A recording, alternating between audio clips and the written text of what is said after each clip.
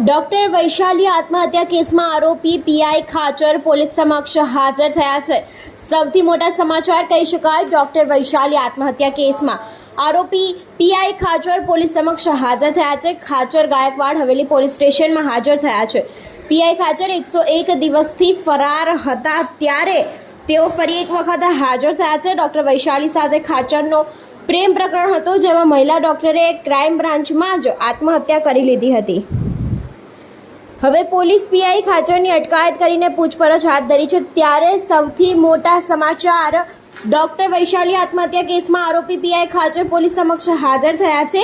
101 દિવસથી છેલ્લા ફરાર હતા, ત્યારે ફરી એક વખત હાજર થયા છે, જેમાં ડોક્ટર વૈશાલી સાથે તેમનું પ્રેમ પ્રકરણ હતું ને તેમાં મહિલા ડોક્ટરે ક્રાઇમ બ્રાન્ચમાં જ આત્મહત્યા કરી લેવાની મોટી ઘટના સામે આવી હતી, જેમાં અત્યારે હાલ પોલીસે પીઆઈ ખાચરની અટકાયત કરીને પૂછપરછ હાથ ધરી છે।